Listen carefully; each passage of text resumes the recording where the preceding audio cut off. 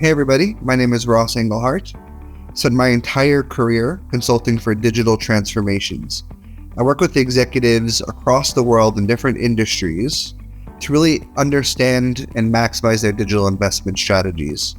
So I've had a chance to work and launch dozens of products, many of which we've all used today and, hopefully some more tomorrow, and really ultimately have a focus on what is really that business case on a given concept and see it all the way through design and release.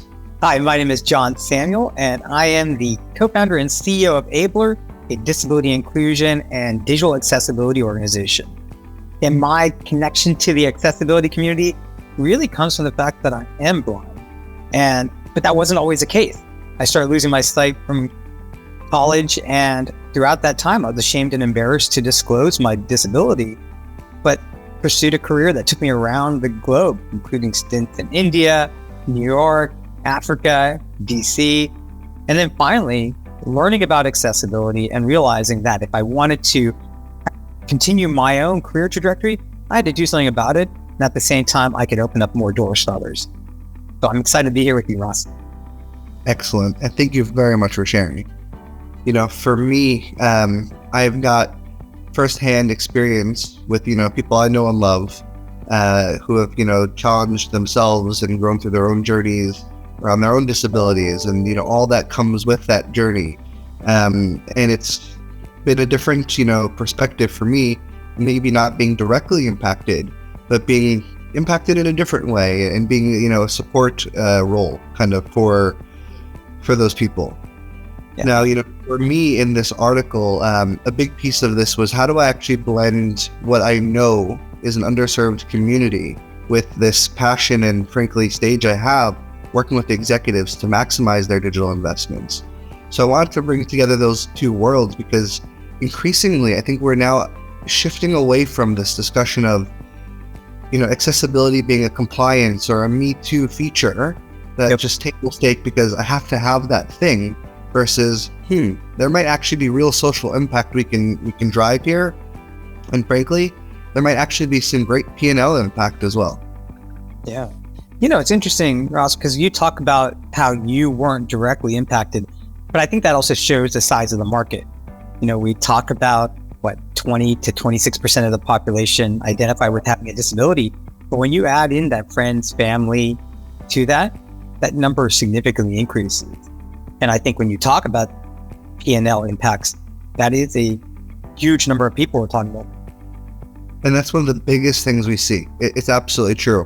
So the latest numbers we were able to pull is that there's roughly 1 billion people on this planet who identify as a person with disabilities. And that group is often not calculated as part of the total addressable market when developing a business case or approving a new feature launch.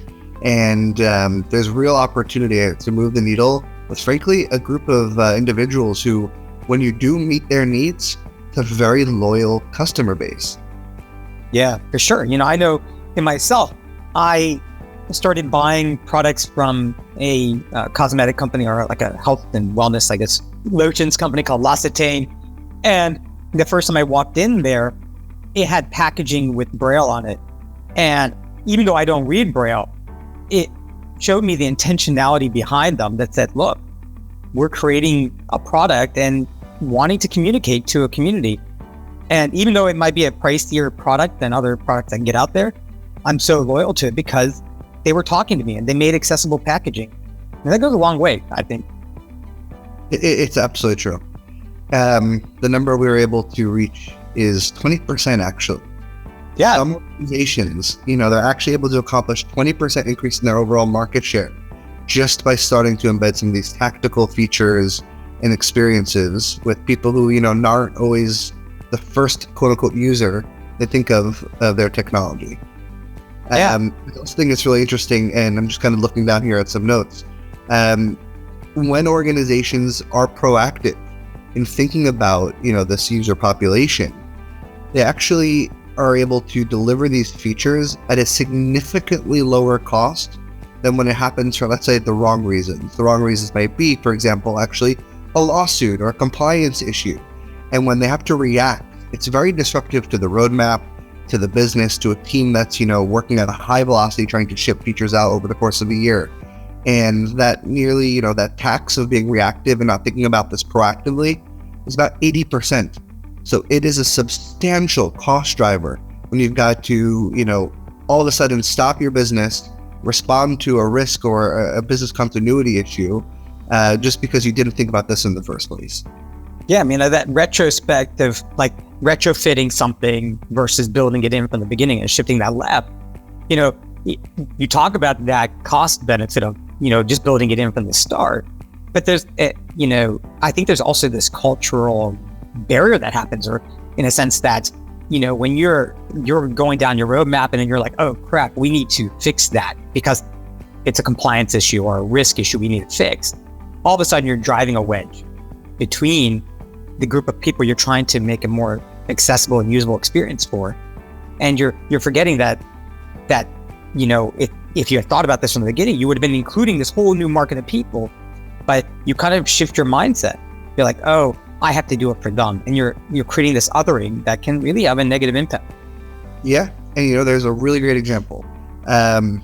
There's, a pizzeria that we all order from, great digital experiences. They've always been, on the kind of the cutting edge. I think when, some of the dating apps came out, they actually had a pizza avatar on there so that people can meet over pizza. Really, forward-thinking organization. And this was actually a big miss for them because they did have a big lawsuit. And there was, a group of people that were visually impaired as well who were unable to order a pizza. And, I think they had the kind of, let's call it amateur's version of accessibility, which was give us a call, we'll help you out, or send us an email. But even that implies some basic, capabilities. So, John, if you wouldn't mind bringing it to life for, some of us who, again, aren't maybe directly impacted, what does accessibility look like to order a pizza? Yeah, so, I think the way we order pizzas today is so much different than when we used to, right? The only way before, you dial in, you call, you order pizza. And again, but you're looking at a paper menu in the past. Now we're looking at it on our phones, we're looking at it on our computers. And so having a digital menu is so critical. And so if I'm using the app and being able to pick if I want a pepperoni, peppers, whatever, customize my pie the way that I want it, I have to be able to use a screen reader. At least somebody with my visual situation, I use a screen reader because I can't use my eyes to read the screen. And so this screen reader is telling me what's on the screen. But if it's not labeled properly, I don't know what I'm clicking. So I may be wanting pepperoni, but instead I'm getting mushrooms and I may be terribly allergic to it. So There's a risk right there that I'm not able to do it.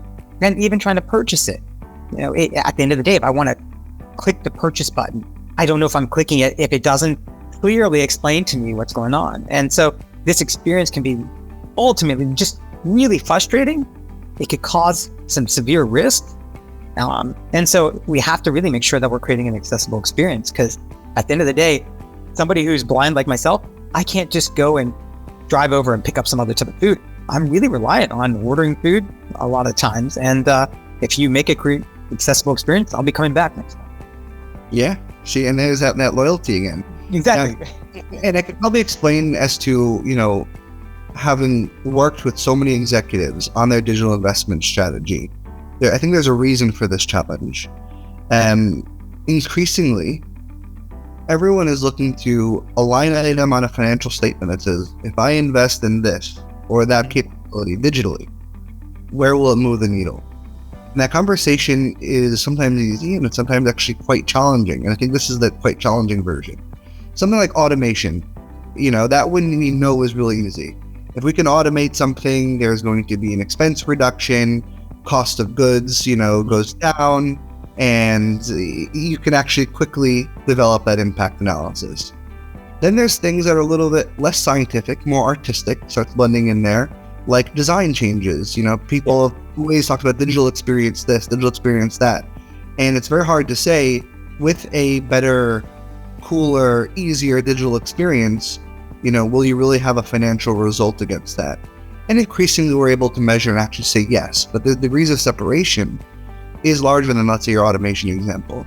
In this case, if there's two banks and, the amount of clicks to open up an account can be reduced by 50% based on that better experience, well, there you go. You're actually getting customers in the door more quickly, and there's less, friction for them to actually sign up and use your services. So there is that benefit. But when I think it comes to accessibility design, it's even further out and even harder to quantify that impact. But I think some of the key metrics that we're talking about, whether it's, increasing your actual addressable market and serviceable market, and you're increasing your loyalty, and you're actually doing some social good as well, we can start, I think, shifting this conversation, as we talk about in the paper, from compliance to nearly there's a case for competition here. Right. Because if I can't actually sign up for your bank and this other one can, it's an easy decision for me, right? I'm going to go to the bank that I can actually work at. And what I'm going to go do is tell my friends, because they're going to be like, oh, I'm having this terrible experience. Where are you banking? Oh, I'm banking at Bank X. And so it goes back to that word of mouth, and especially creating that experience. Because, right now, I think we're in that early stage that, not everyone is thinking of the way that we're talking about today. And so the people who are early adapters of this are going to get those folks moving in that direction. Yeah. So let's shift a little bit into, okay, so what do we do? Yeah. Because I think there are a few great examples that come through the article and different research and a lot of great work you're doing. And I'm actually very excited, as we shift to the end of this discussion, hear a little bit more about everything that you're building. The first example I'll share that I've seen, being really successful, low-hanging fruit, easy to implement, not really disruptive, and really game-changing for the users. And maybe you could share your experiences around this. Yeah. The simple one is actually adding, for videos, captions, and for audio, actually descriptors and kind of audio, descriptions as to, what's actually happening on the screen, etc. So it's bringing, whether it's an audio or visual experience, to life in different ways. How have you interacted with that? And, can you share a little bit about your experience there? Yeah, this is something we're seeing a lot more. With a lot more video content, we're seeing it become more accessible. And one of the things, when we talk about captioning, the number of people we've talked to who now listen to, to videos while they're multitasking. And by having the captioning on, they can look over at and read what's going on. So it's not only individuals who are deaf or hard of hearing who are benefiting from the captioning. Now, others are just being able to take advantage of the captioning while trying to multitask. Because I think we all are trying to multitask these days, right? And having that it adds a whole new layer. And also, sometimes you're in a loud area and you can't hear what's going on, or you don't want to disrupt your neighbors in co-working spaces. So having a caption really does make that big impact.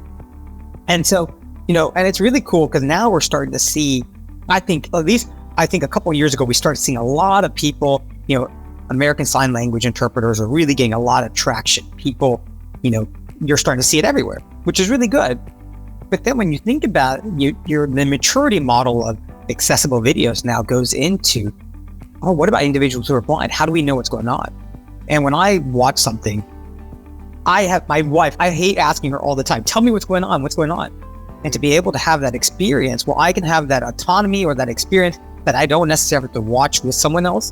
And I can have that autonomy of listening and being able to get the information I need to really benefit from great video content out there. It makes a huge difference. And we're seeing more and more organizations request audio descriptions, which is really exciting because I think that shows the maturity model that we're getting more adept to having accessibility built in. Yeah. And, interestingly enough, I think even when we think about, the big search engines and the way they rank SEO, the more of this that you do, you actually get better promotion, more results. So it's not only about the keywords you have on your site, but it's the experience in which different users can actually take in everything you've got on your site. That goes back to alternative text on images, right? Yep. It goes back to that business case. Because when you do this, you're going to get more eyeballs onto your site. That's it. Okay, so another one, super simple, quick to implement, and really highly impactful. Keyboard shortcuts. So, lots of different ways to interact with a piece of content. And today it's becoming even more and more immersive. But ultimately, if we can simplify some of that interaction with a few good keyboard shortcuts, it is highly impactful to get that pizza delivered to your door or whatever it might be. Any experience there? Yeah, I mean, I think one of the very first things, even just talking about, like having a skip link, being able to skip, to jump and skip the navigation, get to the main content of something, really makes a big difference. That's just one example of being able to streamline that process with a shortcut. But also, I think it's important that developers, designers, they get to see how individuals who may not be relying on their eyes or their mouse and clicking to be able to use something, but thinking about how individuals who are using keyboards are navigating the experience. I think then you'll realize that, oh, wow, it's important to have shortcut keys because people are going through so many clicks, or people are having this different type of experience, not the experience that I had designed for, but I want to give them that same, that ease of access. And so by having those shortcut keys makes a huge difference. But I think it goes back to really including people into the design phase so you can actually see what they're doing. Great example. And including people in the design phases is really that third, really what can I do about it today opportunity. Less than 25% of development organizations include people with disabilities in their testing strategy. Now, technology organizations, product, professionals, engineers, developers obsess over these. And we should, because we really want to make a great experience that people are happy to use, that, meets business goals and strategies. But it's a really served community in that capacity. And just by simply actually including those individuals in your testing, sessions, there's something called user acceptability testing, UAT. When there's a release that goes out, we want people to actually get hands on keys and mouses and play with it, kick the tires a little bit. And in those sessions, we learn so much. It comes to life. Everybody's, got a great idea up until you see someone play with it. You realize, ooh, you didn't think about that. Or, oh, people's minds are always going to this place. But because I don't think, persons with disabilities are included in those sessions, you don't really see it until it's a little bit too late. And frankly, it is hard to design for if you're not very close to that space. So by simply just infusing that into a testing strategy, you can start really making it a proactive, part of your design. You could start meeting needs earlier. You can address more users, more loyal users, and you're really making a difference for people like yourself who rely on some of those features. I recall you sharing an example in some of our chances to meet prior to this discussion, some challenges with job applications. Yeah. If you had the right capabilities to do that up front, it might not have been such a challenge. So maybe you could just share it for, those listening in. What was that like? Yeah. I was coming out of, after starting a very successful business in Africa, just finished my MBA. And as I was applying to jobs online, I couldn't. I would either get timed out. I, didn't know which fields I had to fill out. And it was really frustrating because, here I am. I should be at the top of my game, really excited to get into the workforce. And I was missing out on opportunities just because I couldn't fill out a simple application online because it just wasn't accessible. And so, I think there's two aspects of that. I think if you had individuals go through, those time limits that you put out there, like 30 minutes or 20 minutes or 15 minutes, whatever it was, if I didn't finish it in that amount of time, it excluded, right? Was that a necessary thing? Was there something gained saying, oh, if somebody can't complete this in 20 minutes, we don't want that individual? Because it just took me a little bit extra because the site just wasn't designed in a way. Had you included people or designs into the, from the very design, creating the form itself, maybe then you'll realize, oh, we may need a little bit more time. And I think it goes back from the difference between accessibility and usability, right? Including people in going beyond just compliance, but actually making sure that it's actually usable. And I think, one thing at Abler, what we've done is, because of my own lived experiences, we realized we want to incorporate people with disabilities and provide those user videos. And that's really when you get those aha moments. And so I don't think people are ever trying to design to exclude anyone. It's just that you don't have to look what you don't know, right? And when you have somebody that now you have that exposure, that, the experience of seeing someone go through it, I love it. You can hear it. It's audible. The designers and developers are like, I get it. And I love that sound. That's my favorite thing. That is really, and thank you for sharing, because it's a very real opportunity. Of this market we're talking about, 50% are less likely to actually even apply for higher education. Not because for some of the reasons people may assume or quickly jump to, but because they don't have the tools or capabilities to go through the same college applications. They don't have the same capabilities to get that essay out the door and revised and reviewed and comment and track changes. Some of the basic processes where people say, okay, this is my, X month path into higher education. Today, it's largely tools driven. And if you don't have those same tools, you're going to face some of the similar challenges you shared. Yeah. And that perpetuates other, challenges down the road, right? You just you didn't get that college experience or that experience in that job or that, education. Now, when you go for the next thing, you're always falling one step behind, because it could just be because of one inaccessible, application that stopped you from really getting that experience that you needed. That's exactly it, which is why I think it's a nice full circle here. There's two things that we've shared, right? It's not just to, move that business needle, because I think it would, but there's real good that can come out of them. Yeah, for sure. And, again, I am a product of that. I failed out of college. I had to hustle my way back in, figure it out, but it was really inaccessible. And, if it wasn't for the friends and family and loved ones who were there to support me, I wouldn't be where I was, and that privilege I had. And not everyone has that. And I think that, accessibility and technology is that great equalizer we talk about. We just have to make sure that it is accessible for everyone. That's fantastic. So tell us a little bit about Abler. So Abler is, as I mentioned, a disability inclusion and accessibility organization. And our whole mission is really focused on removing the barriers for people with disabilities. And that includes education and employment. And we do that through three ways. We do that through eliminating the digital divide, which we do through our digital accessibility services. We are changing the mindsets of people and organizations, which we do through our disability inclusion training. And then finally, we're creating pathways for employment, which we're doing through our workforce development programs. And again, it was through my own lived experiences that I realized these were three things that really stopped me from reaching my highest potential. And if we can break down those barriers for others, we can open up a whole new market of great tech talent.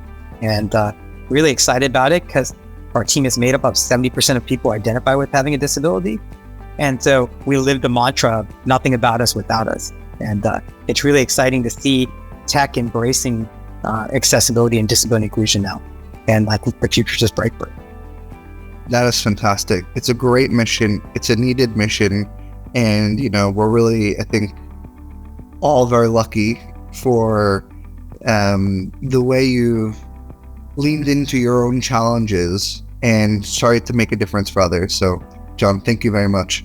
Thank you, Ross. And I appreciate you being an ally out there and helping us, shed a light on this, because we need more allies like you to really, put the focus on there, but not just about awareness and about, it's a good thing to do, but it's, there's a business case to it, and, it's going to benefit people. And thank you for highlighting that. Absolutely. Well, just the beginning, more to do. John, thanks as always. Thank you.